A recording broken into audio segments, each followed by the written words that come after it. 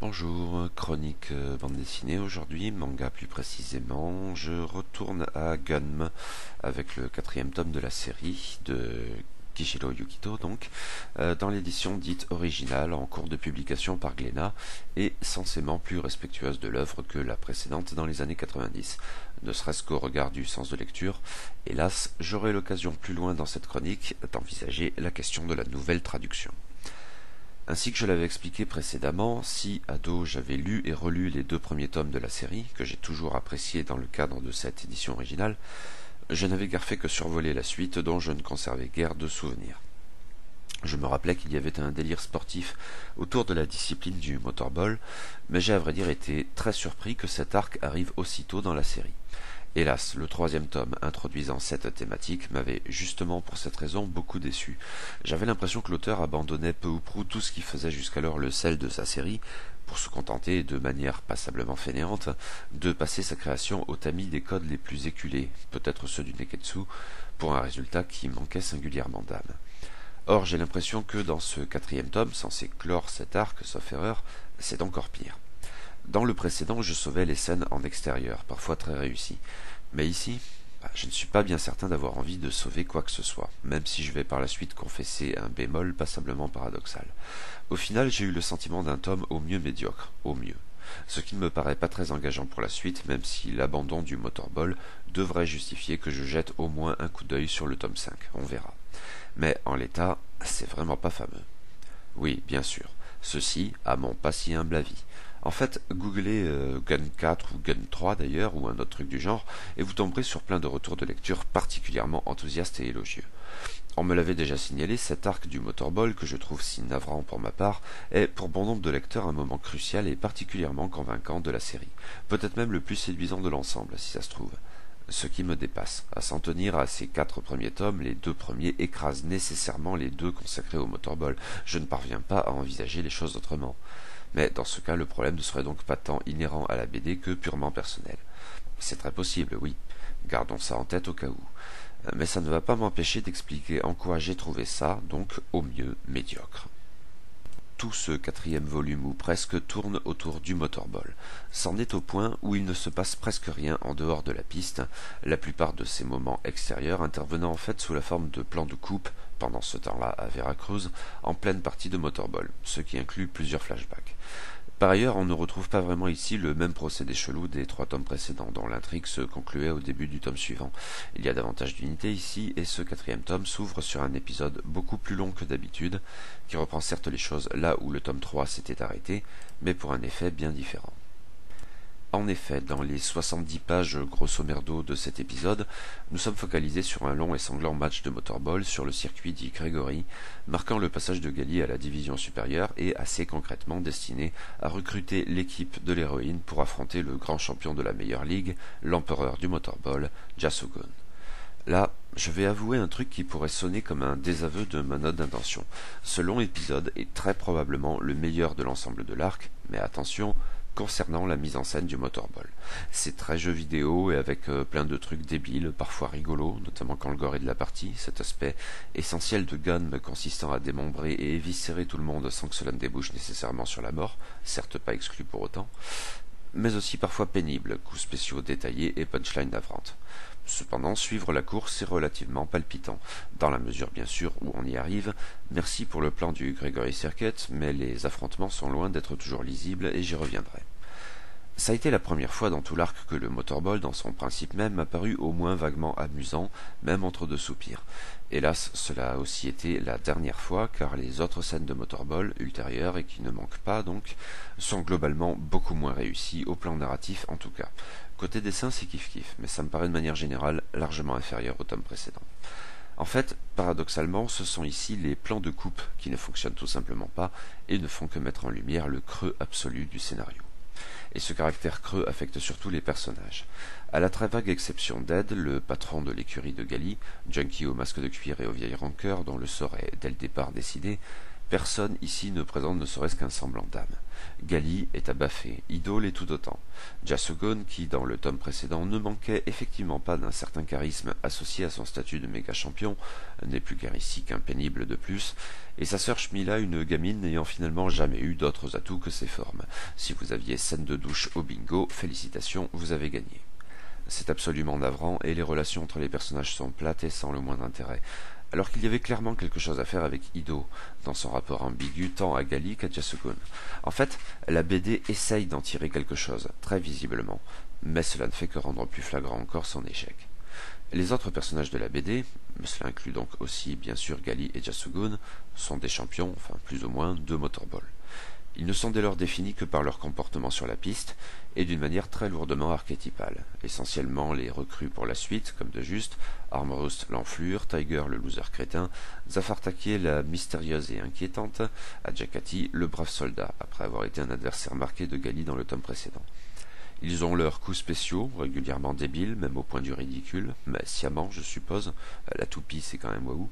Mais c'est tout de même bien pauvre comme procédé destiné à leur assurer un semblant de chair et d'âme, car il n'y a absolument rien d'autre. Ils sont tous réduits à une fonction sur un mode tristement utilitaire.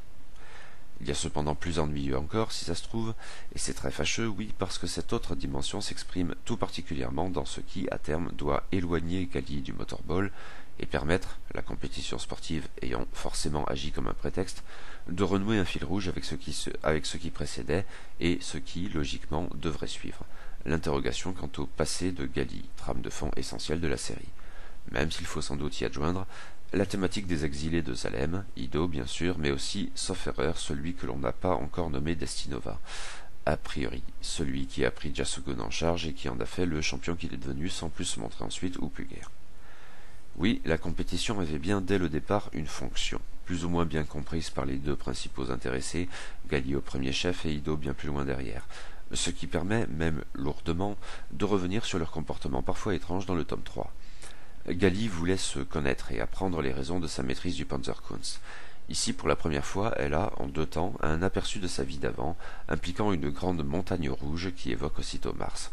Dans ses flashbacks, la combattante cyborg se souvient d'un homme étrange, son Meister, qui lui a semble-t-il enseigné l'art du combat et la sagesse qui est censée aller de pair. Comme toujours, c'est un ersatz, si j'ose dire, particulièrement ridicule du vieux sage oriental sur sa montagne ou dans sa jungle, qui apprend à John Rambo, à Jean-Claude Van Damme ou encore à Shogun dans 20th Century Boys comment poutrer la gueule à ses adversaires dans l'harmonie la plus zen de pacotille, avec un insupportable discours de pseudo-profondeur martiale autant que métaphysique de mes mysticouilles. Le Meister aime bien le Deutsch de Koren, comme pas mal d'autres personnages dans la BD, et Gali au premier chef, dont le Panzerkunst se précise un peu plus à chaque tour de piste, à grand renfort de coups spéciaux aux sonorités teutones, dont elle n'a d'ailleurs pas l'exclusivité. Une histoire de Geheimnis sans doute. Mais, à cet égard, l'entrée en scène du personnage du Meister est particulièrement, je le cite, s'adressant à Gali, qu'il appelle Yoko. Une âme charitable s'en tiendra à cette seule révélation de taille, ce qu'il faut retenir de la scène. Page 174. Tu as su franchir toutes les épreuves, malgré la teinte chromosomique Doppel X de ton corps. Et une note de bas de page livre cette précieuse explication au lecteur. Ou qu'elle soit une femme, pour simplifier, le genre des êtres humains est déterminé par la combinaison de 2 chromosomes. Ceux du sexe masculin sont XY, Doppel X est la lecture allemande de XX. Le retour de la vengeance du malgré que, entre autres choses. L'expression est lourde, c'est peu dire, qui est semble-t-il supposé rendre plus ou moins obscure une notion relevant pourtant du parfaitement notoire et gagnant à cette évidence en usant gratuitement d'un terme germanique parfaitement hors contexte. Quant à la misogynie sous-jacente, dans une BD pourtant louée parfois pour son personnage central féminin et fort, elle tord un peu les boyaux, outre qu'elle en dit long sur la sagesse prétendue du prétendu sage. Mais le vieux bonhomme n'est pas le seul à briller dans le fâcheux registre de la mysticaillerie façon développement personnel. Il a un concurrent de taille avec Jasugon, qui nous faisait déjà chier avec son ki dans le tome 3, et dont la philosophie martiale est assez proche de celle de Gali, ou plus exactement de son Meister. Et pour cause, il avait lui aussi son vieux maître sur la montagne ou dans la jungle ou dans ton cul. Un flashback passablement pénible en témoigne, autant qu'il témoigne de la profondeur effective de cette sagesse à 10 boules, dont le seul motif semble être la justification théorique de coups spéciaux sur la piste du motorball, assurément l'endroit le plus propice à la méditation métaphysique.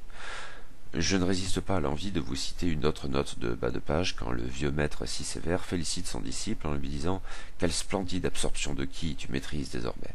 La note donc, page 122, une des techniques avancées de renvoi du ki. Toute onde est constituée d'un rythme, sa fréquence, d'une force, son amplitude, et d'une forme, celle de son signal. Lorsque deux corps vibrants ont des fréquences approchantes et néanmoins distinctes, celles-ci se rejoignent jusqu'à générer le même nombre d'oscillations. Par ce fait, naît une résonance qui provoque un échange d'énergie entre les deux. L'un des corps vibrants absorbe alors progressivement la totalité de l'énergie de l'autre. Finalement, les notes explicatives de Shiro Masamune dans The Ghost in the Shell, tout cela est d'un ennui qui n'a d'égal que la lourdeur, et ça pour le coup ça me paraît pas très engageant pour la suite. C'est sans doute le moment de dire quelques mots de la nouvelle traduction de cette édition originale due à David Deleuil. Ici je sens que je marche sur des œufs et c'est bien pour ça que je me suis abstenu de trop en causer dans mes retours sur les 3 tomes précédents, d'autant que je ne suis pas en mesure de comparer avec la précédente traduction dans les années 90, due à Yvan Jacquet, et encore moins avec le texte japonais, afin de juger de la fidélité ou pas de chaque. Mais j'avais quand même quelques semblants de critiques à formuler qu'il n'est sans doute plus possible de garder pour moi avec ce tome 4 édition originale. Une nouvelle traduction est supposée par principe être bien meilleure que la précédente. On est porté à le croire, c'est l'argument même, non? Pourtant, à y regarder de plus près, ce n'est pas toujours le cas dans les faits. À titre d'exemple, les retraductions récentes de Lovecraft par François Bon, pour ce que j'en ai lu, sont souvent au mieux contestables, et c'est parfois bien pire. Ceci alors même que les traductions antérieures étaient assurément critiquables, lacunaires, percluses d'incompréhension, etc., néanmoins meilleures. Des fois, même sans effectuer la comparaison avec la traduction antérieure, les faiblesses intrinsèques, pour employer un mot gentil, d'une nouvelle traduction suffisent à la discréditer dans l'absolu. Voyez par exemple la récente retraduction des Habitants du Mirage d'Abraham Merritt par Thomas Garrel, où l'on trouve tout bonnement des fautes de français grosses comme moi, et plus d'une, notamment des passés simples saugrenus. Qu'en est-il ici ? Je manque donc d'éléments de référence pour asseoir une critique bien ferme. Toutefois, depuis le premier tome édition originale, j'ai été régulièrement patiné du fait de choix de traduction quelque peu lourdingues, l'accent improbable des cyborgs des usines par exemple, et autres maladresses dans l'expression. Mais j'ai l'impression que ça n'en est que plus vrai dans ce tome 4. Le malgré que, implicite certes, évoqué plus haut, n'est pas forcément un cas isolé, mais d'autres passages plus explicites m'ont fait écarquiller les yeux. Mention spéciale ici à cette réplique pour le moins étonnante d'Ido s'adressant à Jasugon, page 104. « Ce qui provoque tes morts cérébrales, cette chirurgie du cerveau, qui donc te l'a promulgué ?»« Hein, quoi ? Pardon ? Promulgué ?» Oui. Je n'osais pas le dire jusqu'alors, mais je crois décidément qu'il y a un souci avec cette nouvelle traduction, qui est tout autant un défaut de relecture à ce stade. C'est tout de même regrettable pour cette édition originale, supposée tirer un trait sur les errances éventuelles des éditions précédentes. Dans le tome précédent, le dessin contribuait à sauver les meubles. Kishiro Yukito a très certainement apporté quelque chose au manga d'action, avec son style assuré en même temps qu'il s'autorisait des audaces bienvenues, sans même parler de son évident talent de character designer, dont bénéficiaient au premier chef Gali et Ido, mais aussi quelques figures plus démesurées et folles, comme Makaku dans le premier tome, ou d'autres inspirant instinctivement la sympathie, comme Shmila dans le tome 3. Ici, hélas, cela m'a paru moins évident. Les personnages creux au plan narratif ne le sont finalement guère moins au regard du graphisme, qui devient, j'ai l'impression, plus banal, et ce alors même que les armures du motorball paraissaient assurer un appréciable délire sur ce plan, par exemple. Mais Shmila, justement, en témoigne peut-être davantage, qui n'a plus rien du charme enfantin du tome précédent. Une scène de douche, gratuite comme de juste, n'était sans doute pas le meilleur moyen d'enrichir un personnage qui ne servait finalement plus à rien. Gali également en est affecté d'ailleurs. Quant à Jasugon, colossal jusqu'alors, il perd tout charisme. Finalement, ce n'est plus guère qu'un gros surfeur, même en phase terminale. Or, le rendu de l'action lui aussi m'a nettement moins convaincu dans ce tome 4. Même dans le long épisode du Gregory Circuit, par ailleurs plutôt correct, l'action s'avère difficilement lisible, bien plus à mon sens que dans les tomes précédents, ce qui inclut le troisième, mettant déjà en scène le motorball. C'est très regrettable car la fluidité de l'action me paraissait jusqu'alors le plus souvent un trait appréciable du dessin de Kishiro Yukito et qui le plaçait tout en haut du panier des mangaka d'action, car j'ai ressenti chez plus d'un cette difficulté portant sur la lisibilité des combats, etc. À vrai dire, je crois que c'est là encore le motorball qui, dans son principe même, nuit en définitive autant au dessin qu'au scénario. Les plans larges, ou au contraire extrêmement rapprochés, saturés de traits témoignant de la vitesse folle des événements, ont même à cet égard quelque chose d'un peu fainéant, j'ai l'impression. Bilan guère glorieux donc pour ce quatrième tome qui m'a fait l'effet d'être au mieux médiocre. Même avec cette réussite étonnante du premier chapitre, réussite relative certes, mais qui a paradoxalement su me séduire alors même qu'il constituait l'application la plus poussée du principe du motorball, qui me laissait au mieux perplexe à la base, et a continué de le faire par la suite, le résultat global s'avère poussif, terne, parfois à la lisière du ridicule et en tout cas du pénible. Après les deux très bons premiers tomes et un troisième déjà un bon cran en dessous, j'ai donc eu l'impression d'une série en chute libre, dont l'intérêt ne cesse de diminuer à mesure que l'implication initiale de l'auteur pâtit de son mauvais choix de mettre les codes en avant pour poursuivre son récit en mode automatique. Je vais probablement laisser encore une chance à la série avec le tome 5, car l'abandon du motorball pourrait avoir un impact positif non négligeable, à mes yeux du moins. Mais si cela ne fonctionne pas davantage, il me faudra arrêter les frais.